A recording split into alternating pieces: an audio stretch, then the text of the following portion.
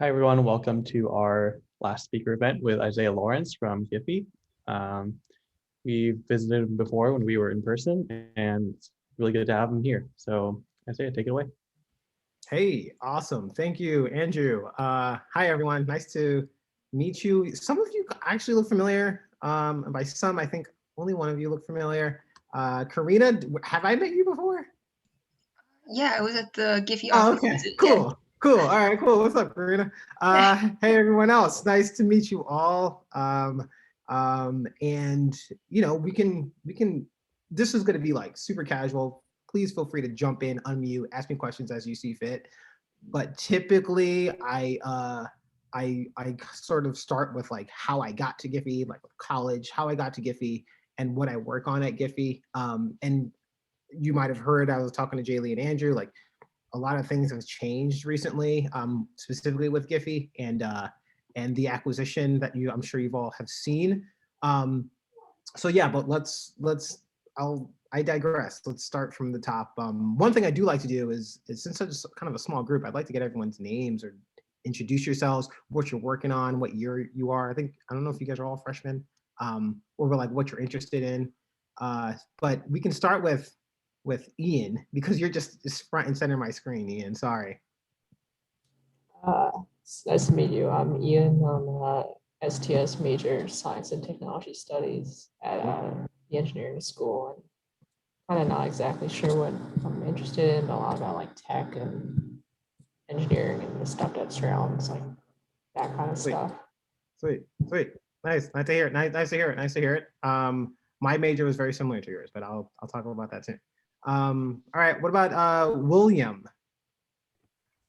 Hi, I'm William, and I'm going to be a computer science major, and I'm Cool. interested in like web development. Yeah. Cool. Like back end, front end? I'm not. I'm still learning. I'm still in the phase of like learning everything, so I'm not like Cool. too sure. Yeah. Got it. Good answer. Good answer. All right, cool. Nice to meet you, William. And Kevin.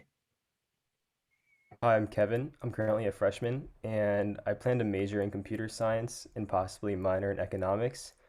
Cool. And I don't really like, I'm not really like have anything specific in mind yet. I'm still kind of exploring Mhm. all like the avenues of computer science, but I guess I guess my favorite choice would be like being a software engineer. Cool. Awesome. Nice to meet you, Kevin. And Yeah. Matthew, last but not least. Oh, hi. I'm Matt. I'm actually part of the Technology e-board, so I'm a senior right now. Cool. And in terms of stuff I'm interested in, I've I've I like web development as well. Like, that's like a lot of my projects center around that kind of stuff. So yeah. Awesome. Nice to meet you. Nice to meet you, Matt. And Karina. Hello. So I'm a second year studying computer science, and I'm interested in iOS development. But recently, I've been kind of moving more in the space of web development and doing some projects in that. Cool. Nice. iOS. I like that. I tried to teach myself iOS and it lasted all of like a month. And then I quickly backed out of it. And then Jaylee and Andrew, do you guys want to go? Jaylee, do you want to go really quickly? And then Andrew, refresher? Yeah, sure. Just a refresher. I'm Jaylee.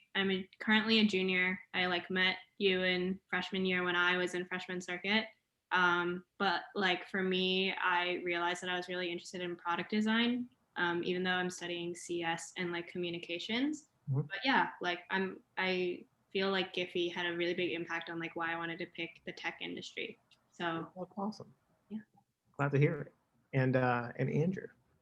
Yeah, so I'm currently a junior. I'll be graduating in the fall, and I'm studying CS. Everyone, oh, who's that? Yeah, studying CS, and really interested in working in like back end stuff. So most like performance, like systems, the type of thing. Awesome. Back end. That's really cool. And important. All right, cool. Nice to meet you all. Thank you all for jumping on and being super. I'm sorry that was super corny. But thank you for entertaining me. Okay, so I'll start off with like who I am and where I went to school and what I studied and how I got here. So really quickly, I went to Penn State University. And I studied, at first I was a business major and I got into like the business school and I was like super excited about it. I wanted to major in marketing, and I went to double major in marketing and finance. And so everything was good freshman year, you know, all those like really quick courses, a lot of gen ed courses. I was coasting through it. I was like, yeah, college is so easy. This is fantastic. And then sophomore year came, and I had to start working on a lot of my like course like classes like core classes, I guess we used to call them. You started to come through, and then I remember like first semester, sophomore year, accounting or managerial accounting, and it was a prerequisite. You had to take it to get into the college or to get into like the program starting your junior year. And I remember everyone was like talking about how like terribly difficult it was, and I was like, oh, it's whatever. Maybe I'll get a B or a C, but I'll pass for sure. And then midterms come around, and I'm studying my ass off. I'm like, I'm going. And I was like, all right, like I can't possibly study anymore for this exam. I'm as prepared as I possibly can be, and I felt confident going into it. And then I took it, and I failed. It was like a 62 or something out of 100. I forget what it was, but it wasn't good. And I immediately was like crushed. I was like, oh no. And so, and this is a course that was required, and this is like the intro level to the course, right? It was like accounting, it was managerial accounting, but it was like 101. And so I knew I had at least like 3 or 4 more to go. And I was like, well, if this isn't speaking to me now, there's no way it's gonna be speaking to me in the future. So I went to my advisor, like kind of bummed out, and I was like, guys, I don't know. I was like, I don't know what I'm gonna do. I thought business was gonna be my thing. It turns out I don't really like as much as I used to, as much as I thought I did. And so my advisor just sat me down, and she was like, what is it that you like to do? Like, what is it that you want to do? Don't think about the guys of school. Just what do you do with your friends? What do you do with your family? What do you do on your free time? And I told her, I listed off a bunch of stuff, sports, video games, computers, random awesomeness. And then she was like, well, computers, you mentioned a lot, and technology, pretty like fascinated by and interested in. And so she offered this program called Information Systems and Technology, which is at the time pretty new at Penn State, and wasn't quite sure like really what it was. It wasn't computer engineering and it wasn't computer science, but it was pretty heavy on like learning those things as a foundation. So I learned a lot of programming, and I learned a lot of like a lot of like different languages, but it wasn't like focus on it. It was more to build a foundation, and it was really about the marriage between like technology and people. And so that's what I started finding myself like really sort of like latching onto. It's like this notion of how technology affects people and how it like the relationship between people and tech. And so I took the intro course to IST, and I absolutely loved it. I was like everyone in the like all the students in the major all became quickly my best friends. And I was like, wow, these are my people. This is where I need to be. I love everything about this. And so I graduated with a degree in IST, and then I graduated in 2010, and like the economy was not good in 2010. So once I graduated, I went back, lived at home, and I worked part-time at a after-school program, and I taught Lego robotics to anyone who if you guys need someone to talk to you about Lego robotics, I'm your guy. I have a lot of resources. Let me know. I will share them with you.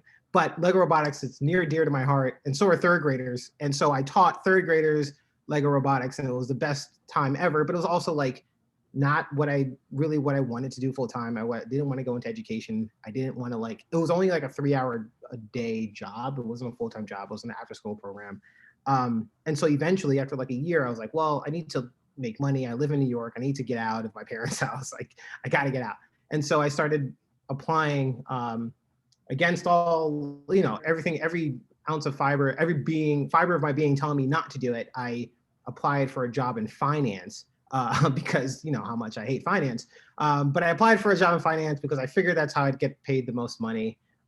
And I got paid enough. I found a job in finance, and I did get paid enough money. I worked at a boutique hedge fund in Midtown for like 5 or 6 years, and it was terrible. I hated every second of it. It was truly horrific. It was not a good company, and I did meet a lot of really awesome people, and I definitely learned how to work, and I learned a lot of valuable skills, but I didn't like what I was doing. So and this sort of kind of goes along with the alignment of like networking and like not taking anything for granted. So like you work at a job that you might not necessarily think like this is the end all be all, but you will like meet people and you will start to like develop this like network of relationships and relationships.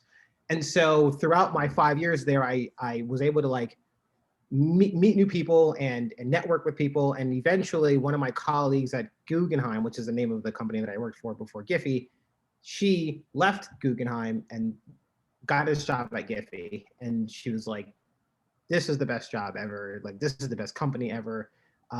You need to get out of finance and you need to get into the startup world. And startup world is something I had never thought about other than like the movies, right? It's like, oh, I would love to work for Google, but I'm not a Google engineer in any way, shape or form. So it was always just a pipe dream. It was always like, oh, hell yeah. Who wouldn't want to work for Apple? Or who wouldn't want to work for, not that Apple and Google are startups, but who wouldn't want to work for these companies?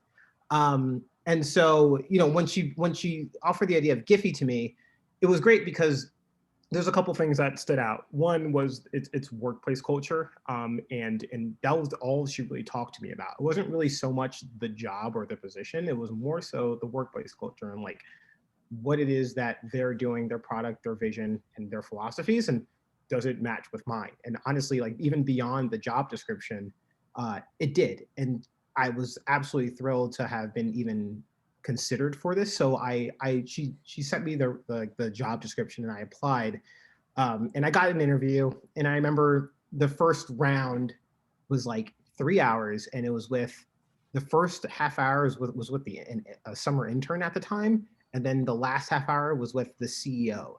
So I went from like summer intern to CEO of a pretty big company for a position that the CEO doesn't really work with. And so I was like, why am I meeting the CEO? Like at Guggenheim, if you met the CEO, that usually meant you're getting either fired or like you're getting sued or something. So I was like horrified at the aspect of meeting the CEO at Giphy.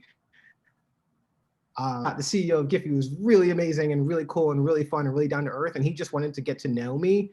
And I thought that was such a telltale sign of like what type of culture this place is and like what they value. And the sheer fact that this very busy person wanted to sit down and talk to me about like what I watched on Netflix and what types of clothing I wear and all kinds of fun stuff that people at Guggenheim never asked. That, you know, you're really a bit of a number at Guggenheim, but at Giphy you have a voice and you have and people care about what you do and people trust you. And so these are like new philosophies in the workforce that I had never really experienced before. And so I knew that this is something that I think I could thrive in, this type of, I guess, culture, this atmosphere.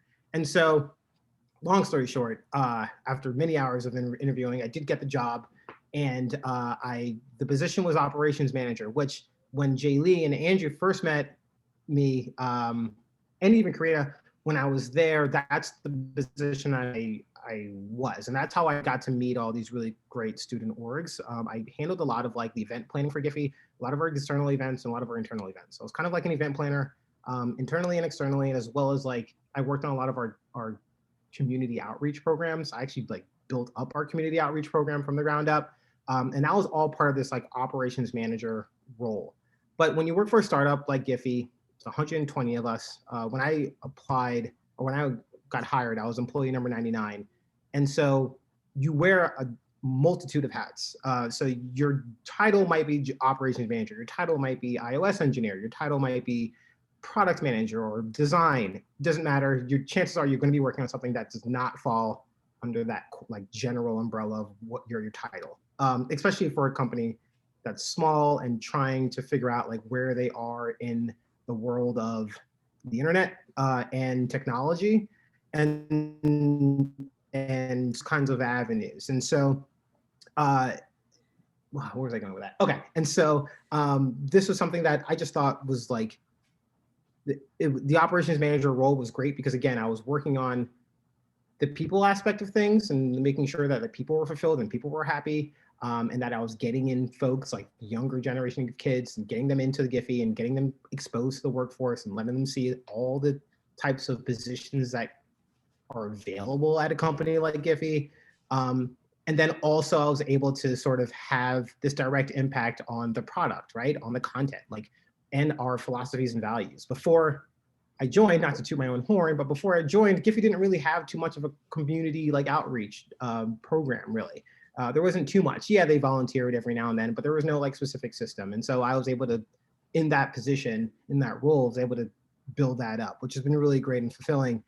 And again, part of that role, I was able to, and a big like thing that I'm a strong believer in is education. And I think it might go back to my teaching Lego robotics for third graders days, but I love education, and I love specifically New York education because I'm from New York, and I grew up on like NYU campus. I grew up on H Street between 5th and 6th. So like I'm obsessed with like everything New York, and especially within the education field. So I love that I was able to sort of like connect with a lot of different student-run orgs, get them into the office, get them exposure to like everything that's going on. Because before, when I was in college, I had no idea like what other types of industries and other types of companies can offer, right? I had absolutely no idea that like, you know, I always thought it was just, maybe because I'm just naive, but I always thought there was like this like huge, it was either like finance or education or like services. And it was like the three umbrellas, and like there's not too much wiggle room within those, but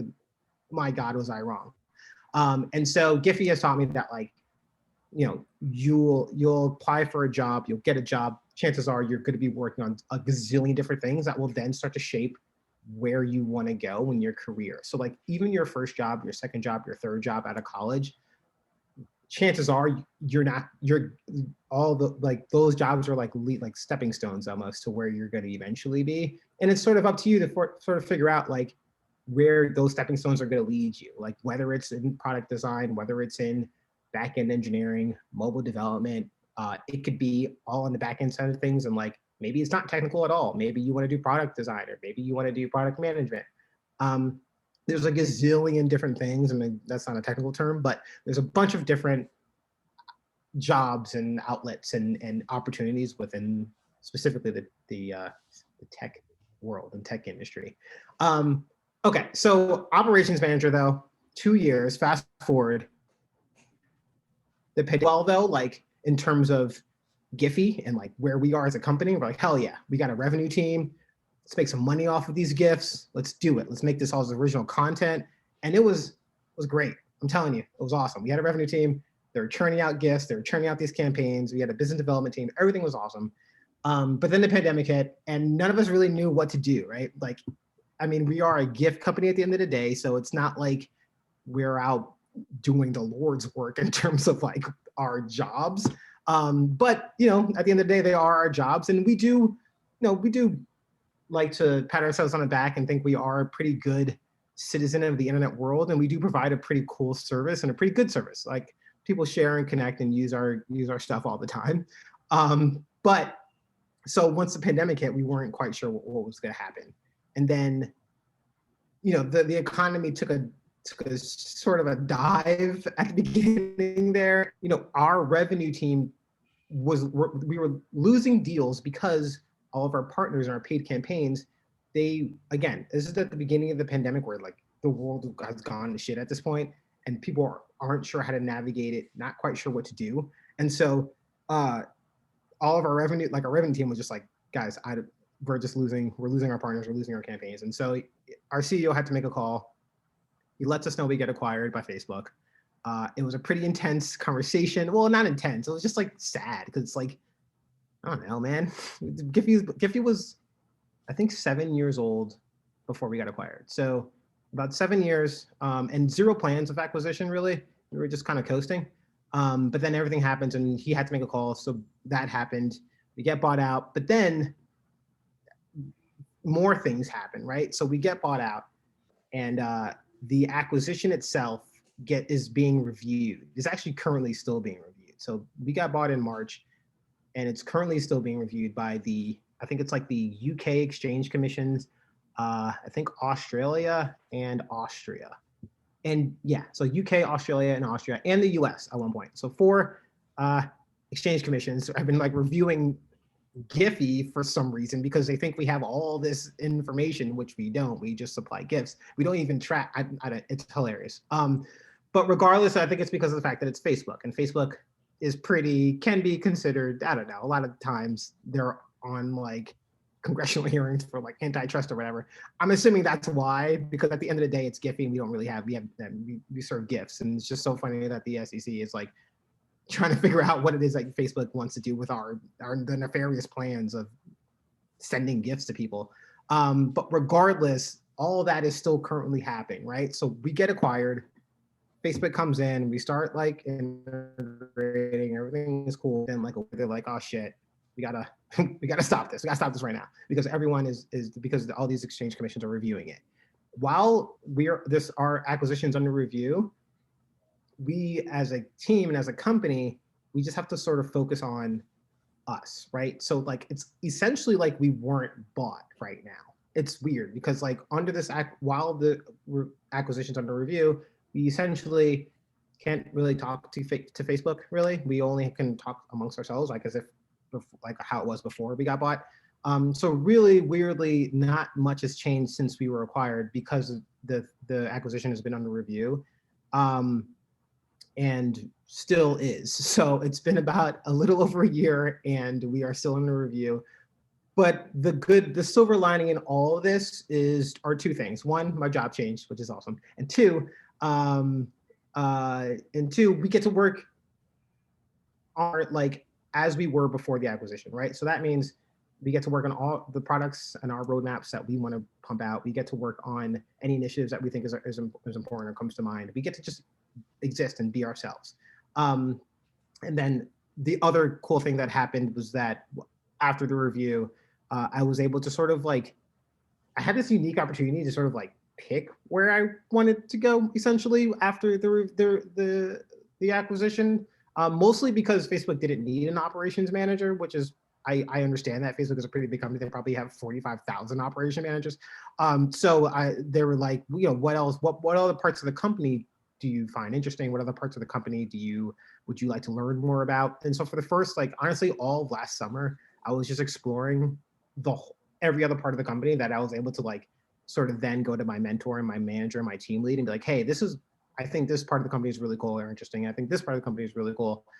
And so eventually it got to the point where I was doing, I was handling a lot of the editorial work for the video game content because one, we have different verticals on Giphy, right? We have sports, we have movies, we have TV, we have news, we have a bunch of stuff. And we also have gaming. Gaming, though, was always sort of like a tier 2 or a tier 3 vertical, strictly because of the fact that we never had a full-time person dedicated to it. We always had a contractor, and he would write some Giphy stories for it, and make some GIFs and tag them and throw them up on the site. But like nothing insane, right? He would probably cover some of the more notable moments, like the Video Game Awards, or I don't know, March 10th is Mario Day, or any big, huge releases like the PlayStation 5 or the Xbox Series X, things like that. But nothing like constant year-round, like no kind of like actual account management. And so I noticed that, and I was like, hey guys, it would be really cool to have, there's so many things that are happening. And actually it was the PS5 and the Xbox that was coming out, and we didn't have any gifts on it. And Sony is a partner. And I was like, guys, why aren't we getting any gifts here? And so I was just like, maybe I can handle some of the gaming content. And they were like, yeah, please do that. Please take this off of our plate. You can take it away. And so I've had this like really cool experience of building up the gaming vertical on Giphy from the ground up, really. And just making and handling all of our gaming partners. So Naughty Dog, Blizzard, all these really cool, fun household names, Nintendo, Xbox, Sony, and then even like FaZe Clan and 100 Thieves and Valorant, like all these like all walks of life. I'm not sure if you guys are all gamers or know of these games, but these are the types of things that we've been like working on. Sorry, I just got a Slack message. Let me just pause that so you guys don't hear that all the time. 1 second. Okay. So yeah, so I've been able to work on that, and that's been really fun. And it's great because on the operation side of things, you're really working on like the people side and the corporate side of the company. Whereas on partnerships and editorial, I'm really more so focused on the content and the product. And so it's been a learning experience of having to learn about not only just the processes on the back end of things, but also just like what are like content moderation guidelines. Like that's a big thing that I've never had to think about before. But now it's like, shit, like, I don't know, like, let me think, Call of Duty. So Activision sent me a bunch of really awesome gifts and stickers the other day, but most of it was like it's guns. It's a shit ton of guns. And it's like, you can't just throw guns on the site all the time. These are things you have to think about, things I don't ever really thought about. So it's like, it's a totally new world, and it's something I never thought about in terms of like a job that would be in the tech industry. But it's something that is very prevalent and like across all of tech, and like in startups and big tech and fintech and med tech, there's a partnerships team, and I just never really thought about it. And so now it's like my career has sort of like shifted into this media and partnership space. And I like it, and it's different, and it's fun and engaging. And I also am lucky enough that I get to still work on a lot of the things that that I liked doing as an operations manager. And the number one thing was Giphy Gives, which is that our like social responsibility platform that I built. And so I still get to work on that in addition to partnerships, and I get to like work on a lot of our like partners that aren't like not just gaming partners, but like a lot of our nonprofit partners. And so I handle a lot of that stuff too on the partnership side of things. And it's been fun. It's been a couple months now. I guess I started on the partnerships team in like August. So it's been a couple months. It's been a lot of fun. I've grown my number of partners from like, they gave me like 1 or 2 at the beginning, and now I have like 50. And that's really great, but it's a lot of work and super different. But I'm also a gamer at heart. And so it's having these conversations with a lot of these developers or a lot of these indie studios has been like, it's been pretty, learning the business hasn't been too hard, because it's like, I already know so many things that are going on in that world that for me, it's just applying it to a product that I love, which is Giphy. So the transition hasn't been too bad, knock on wood so far.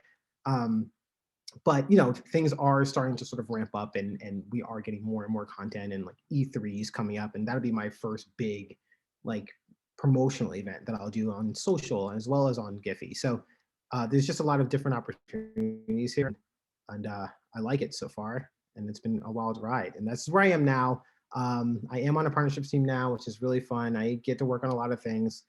Right now I'm working on the Dead by Daylight and Resident Evil like crossover, which is about to happen, which is really cool. And so I get to just sort of work on all these things, and hopefully once like the pandemic lifts and things are sort of get back to normal, I can do things like go to Comic-Con or like go to the Video Game Awards and be able to like have cool Giphy activations and just sort of really build up this vertical of gaming.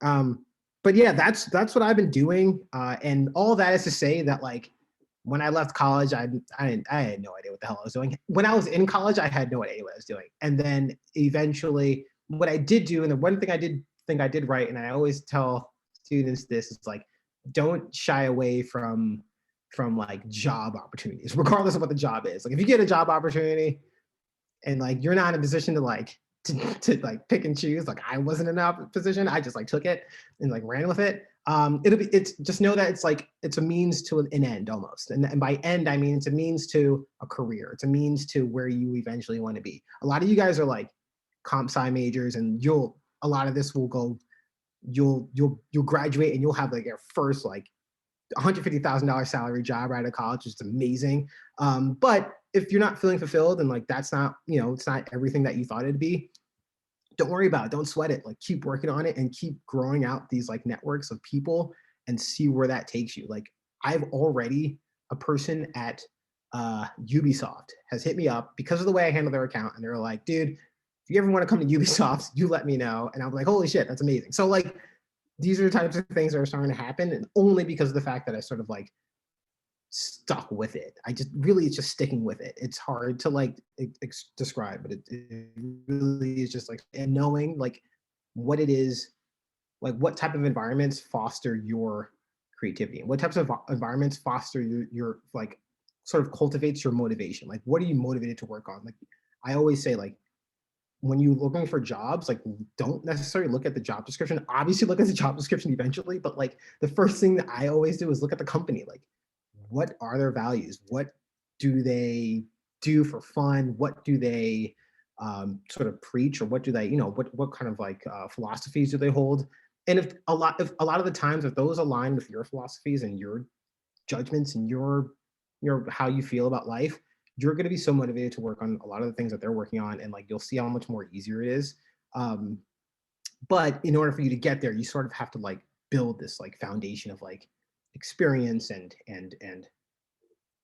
networking essentially. But yeah, I know that was a lot. That was a lot. I'm sorry. That was a lot. Anyone have any questions? It's okay if you don't. I never have any questions at these things. All right, cool. I actually have a question, Isaiah. Yeah, let's hear it. Hi. I guess it's like mostly related to the partnership and the gaming stuff, because I think that's super interesting. And like you can basically form your career however, like, or you're basically going to something like you're super interested in, like as a hobby as well. So I guess I had like a couple questions. One I guess was like, what's your favorite like company that you partnered with, or like your favorite interaction? Because you mentioned like Naughty Dog and like that kind of stuff. I feel like partnering with Naughty Dog is pretty sick. And I guess like how I guess like a little bit more clarification, like how does the partnerships go? Is it like, do they submit like content to Giphy that they want to like turn into GIFs, or like, yeah?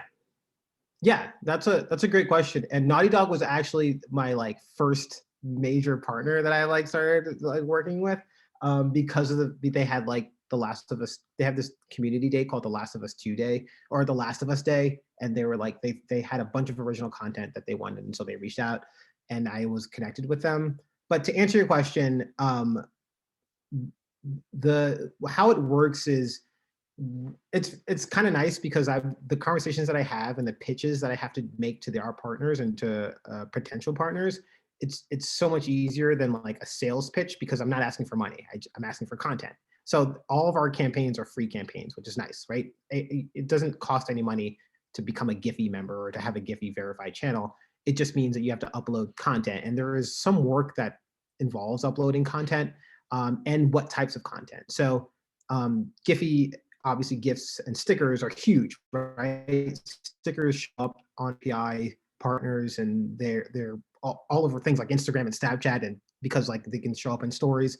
And so that's like our bread and butter, right? All of our partners want to be able to show up on Instagram, and who doesn't? Or Snapchat or Twitter or Tinder or whatever the case may be, wherever our API hits. But there's also like newer forms of format or newer forms of content, right? Like clips, and clips is basically just GIFs with sound, but it's hard to like ask partners to send us stuff if there's no like we're not asking for money, but we are asking for like resources and content. Like in order for you to build out or send original content, your company has to sort of allocate certain resources to make that happen. They don't have to pay for it, but they do have to make it, and that is time, and time is money. So essentially it is kind of like a money ask, but not directly. So what I do is I go to our partners, anything that's happening in real time, I'm always like, hey guys, Resident Evil 7 is coming out. Let's get some kind of activation going for there. Let's get some gifts, let's get some clippers, let's get some clips, let's get some stickers. And I'll get it featured on the homepage. I'll make sure it's optimized and trended, and it's getting that engagement. And honestly, that's the bulk of it. It's just getting content from a lot of our partners, making sure that it's timely and relevant, and making sure that when people are searching for their product or are searching for anything, that their content starts to surface, and there's a reason, and there's like a justification for these partners to send us this content. So it's like, oh, if you send us 10 clips, I can almost guarantee you can get like 300 million views on these clips. And that's huge, right? Because that just drives all these users back to their product, and it drives all these users to Giphy. So it's a symbiotic relationship. It's just the pitch just comes like me asking them to send content. And a lot of the times I do it for the partners, because for video game developers, especially for the smaller ones, like Genshin Impact, I don't know if you guys know that game, but they have a pretty small team, and I worked with them, but like they didn't have the capacity or the bandwidth to like churn out hundreds of GIFs all the time. They have so much more to do. And so I was like, listen, Genshin is awesome. I love the game. Everyone loves this game, and people are searching for it on Giphy. If I can just like I can make some gifts for you guys and you guys sign off on it. We'll throw it on your site and we'll feature it. And they're like, yes, that's perfect. We can do that. So I work with them in a variety of different ways, and it's cool. I get to get like, I'm not artistic or creative in any way, shape, or form, but I do play these video games. So it's like a little bit easier for me to make these gifts. And I kind of know what gamers are looking for. I don't, but like I know what I would look for, and I am a gamer. So like it helps me relate to the partners what types of content works, like how we measure success, and sort of move forward from there. There's no wrong answer with gaming, which is really nice because it's like it's a relatively new vertical. So it's like I'm just throwing a bunch of shit on the wall and see what sticks, and then I take it from there. It's pretty cool. Good question though. I love it. I was gonna say, yeah, that's super cool. Like, it's like pretty interesting because like, I guess in terms of like, I guess the ad business, it used to be like all of like TVs and like just subliminally like shoving ads in your faces. Right. But now it's like, it seems like it's just really interesting having sort of like the gift platform be sort of like an ad platform also. So, Yeah, absolutely. Yeah.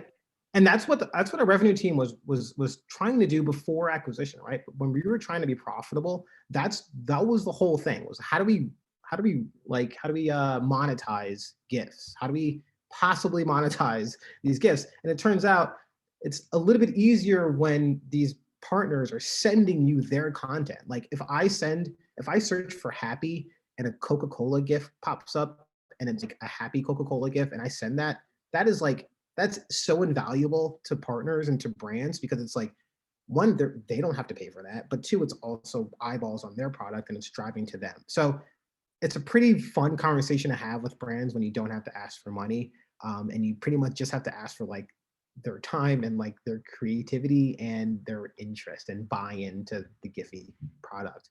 And Giphy has this awesome brand and this awesome reach, and our API partners are everywhere, that the conversation is a little bit easy to have because of the fact that, you know, we are this household name essentially. Right. But thank you so much. That was really great to hear. Thank you. No problem. Good question. Anyone else? So a question about like when you were in college, like when you realized like business wasn't really what you wanted to do, and like I know Penn State has like hundreds and hundreds of majors. It's like insanely huge with like, you know, I know people who like have kind of struggled to figure out what they want to major in there. Like it's like how do you kind of like, you got this idea from your advisor, like at what point were you like, this, like, is this gonna work out? Is this what I'm really like, you know, is this the right direction? Is this like were you ever like, is this not like there's 350 whatever majors that like I could go into? Is this it or whatever? Like kind of, is this what I want to do? Yeah. I can't tell you how many times I like sat in bed thinking like, shit, is this what I want to do? And honestly, that question, what I knew business wasn't for me, because I knew I wasn't happy. And I think that like the big tell there was that like I knew that like that whole like attainable dream of, or unattainable dream of like do what you love to do, or whatever it is, like work what you love, work on things that you love, like your passion projects or whatever. So work should come somewhat easier. And I kind of have that philosophy for school as well. Like I knew that I liked history. And so I always did well in history class because I enjoyed it. But then like things like physics, I absolutely hated, and I did terrible in physics. So I sort of carried that philosophy with me to college. And I like, the second I flunked that accounting managerial course, like I knew that like I just wasn't happy, and I knew I wasn't like, I knew that if I had I needed to take like 3 more of those classes, and like everything just started to like feel too like work essentially. It's so hard to explain because like schoolwork is work, but like in computer science and IST, when I eventually doing, yeah, I liked it. It'll still work though, but I dislike it. I just knew that I had to do it, and I was happy doing it versus like I wasn't happy doing a lot of the business stuff. And that carried through me. That philosophy sort of carried through me throughout like my job search like process after college as well. So like I loved working on the Lego Robotics team and coaching the little kids. It was amazing. It was so much fun. The only reason not the only reason, but one of the reasons I left that position was because of the fact like it was like money driven, right? It wasn't the fact that I didn't like it. And so I think that once I got to Guggenheim and I knew that like this wasn't what I wanted to do and I was so unhappy, it was a tell sign like, all right, I got to get out of here. And like when I got to Giphy, I was way happier working on things.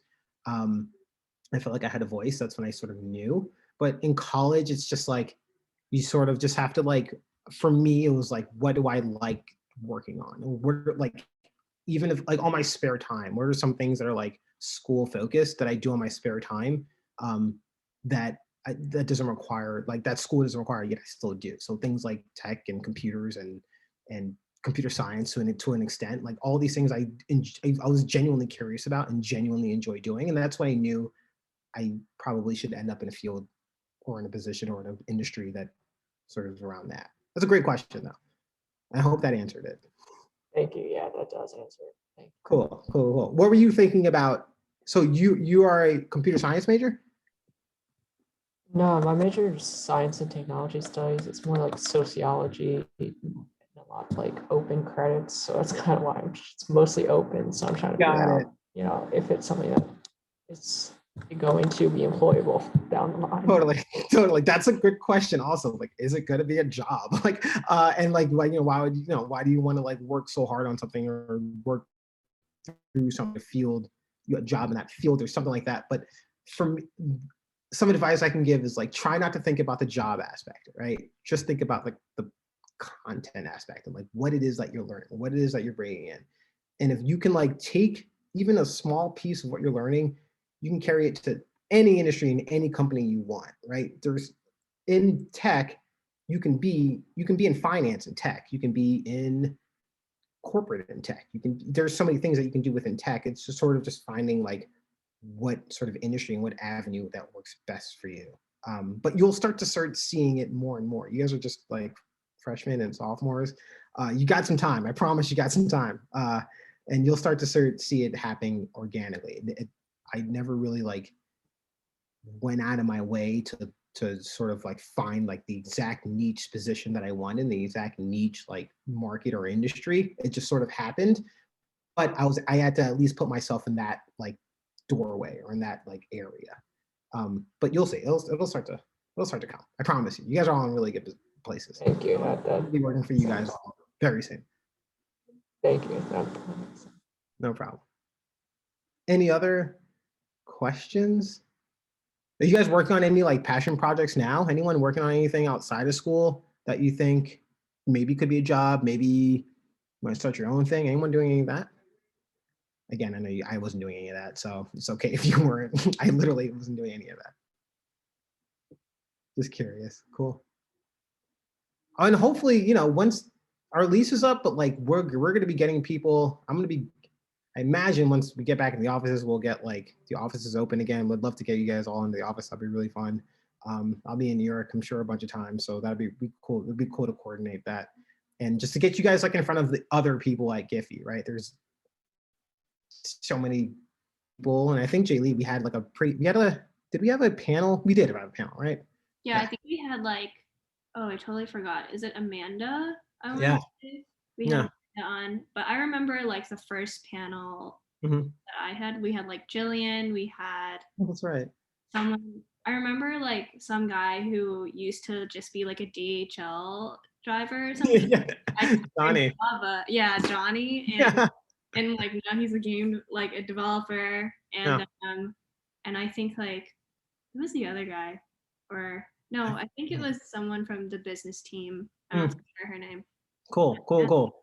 That's awesome. Yeah, Johnny's a good example of like he didn't go to college. He graduated high school, didn't go to college, and just sort of like he worked as a DHL delivery guy for the longest time.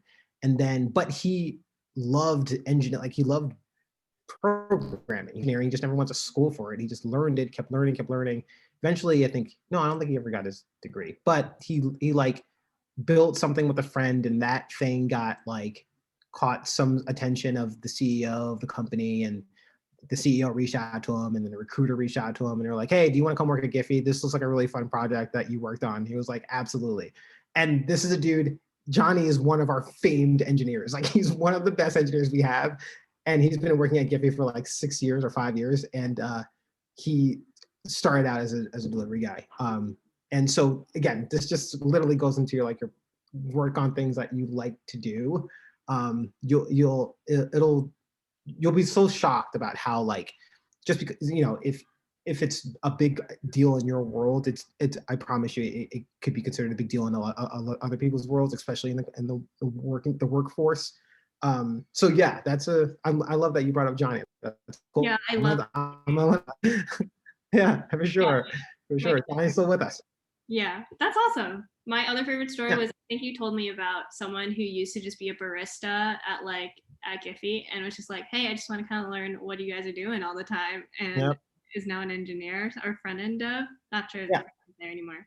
Yeah, no, he's still Kyle. He was on he was on my team, and when I first started, he was our office manager, barista, receptionist. And so he handled all of our facility stuff, and he did that for 2 years. But then he super smart kid, and he wanted to just learn about the back end developing portion of our ad products business, specifically because he was able to he taught himself, I think it was Java. I'm not quite sure what it was. I think it was JavaScript, but that's what we wrote our ad product tool in. And so he developed a little bit of it and fixed it. And our CTO was like, "Wait, what? You're able to do this?" And so after a while, he just kept working with the team, with the ad products team, and now he's a back-end developer for our a lot of our internal tools. So he fixes a lot of the bugs that come on our internal tools, which is really fun. And yeah, now he's no longer our barista. He is our back-end engineer on our internal tools. And again, just goes to show you, the company, it's you can always learn a job. You can't, there's a lot of things that you can't learn, but you can always learn a job. And so if you find a company that fosters that type of mentality of growing careers and developing your skill set, then that's huge, right? You can learn and you do anything if the company is willing to invest in you.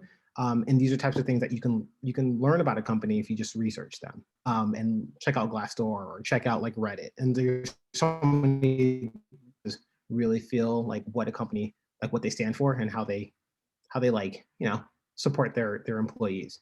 And that's why I think I lucked out with Giphy for sure. But I know for a fact that there's Giphy isn't the rare exception here.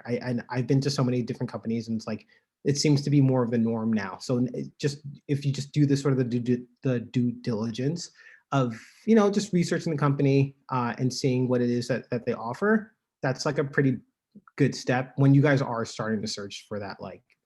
I feel a lot of it's pretty early to start looking for full-time jobs now, but when you do start to get into that that job searching role or that job searching mode, definitely cultures and philosophy is a big one for me.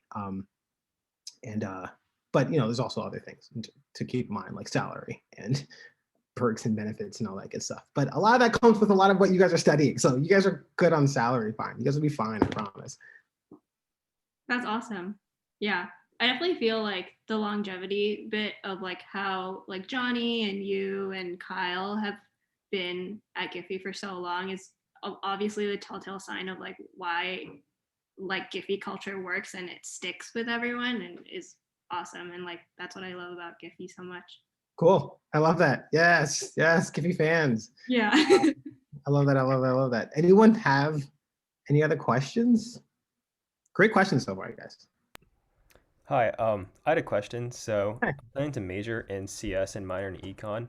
Mhm. And so since you worked at Guggenheim and now you work at Giphy, and you kind of experienced both finance and tech, I was wondering how would you say the workload compares between the two? And also, do you have more freedom to do what you want at the startup?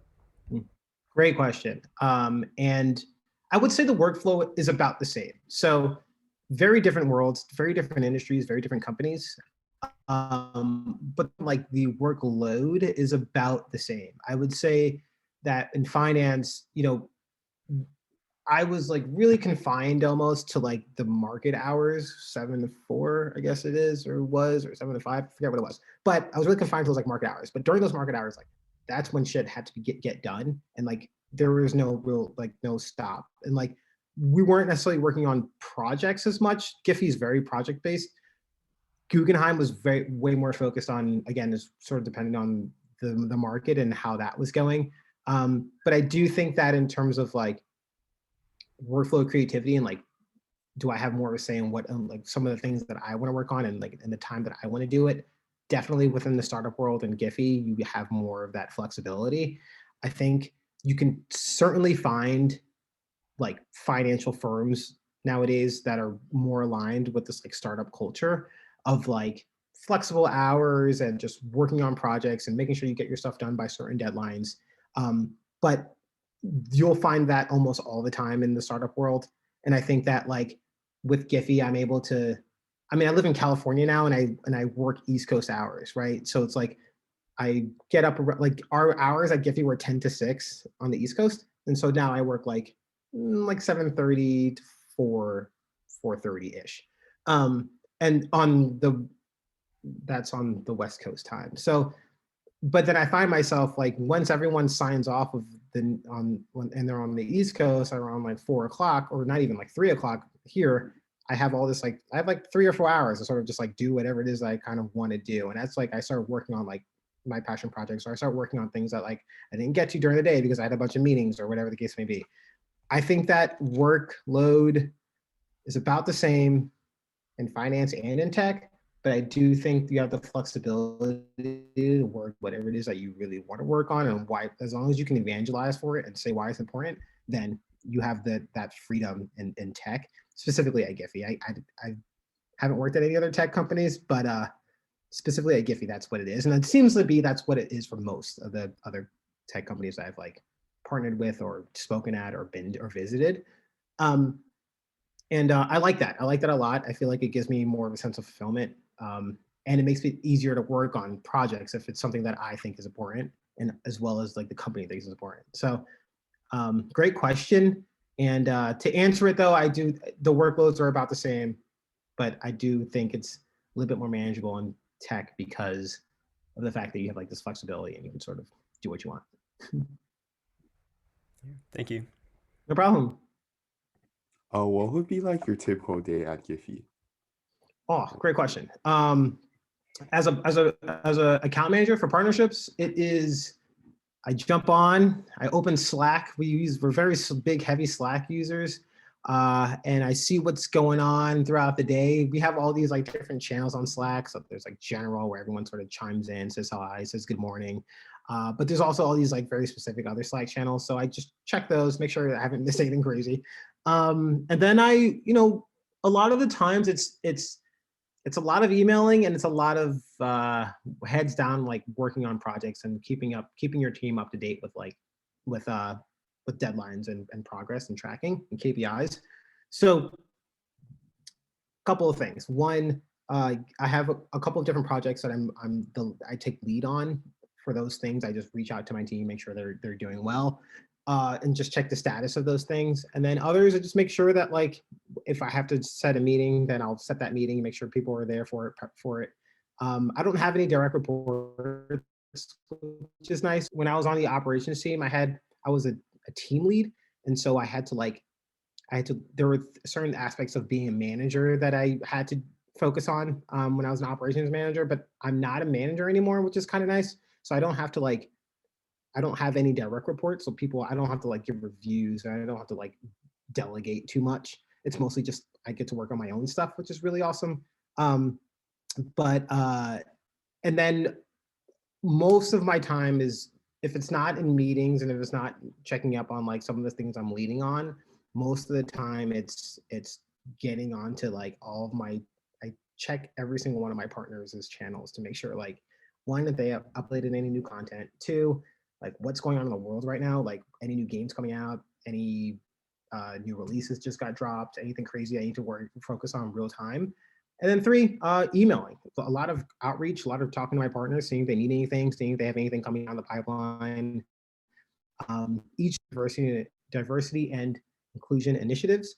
So like April was all about like Earth Month for us. And it was a lot about like climate change and how can we get our partners to deliver content that focuses on climate change. And for gaming, that's kind of difficult, right? So it's like how many video games are out there that focus on climate change or focus on climate awareness. And so thinking through that and coming up with those strategies every day is part of the day-to-day as well.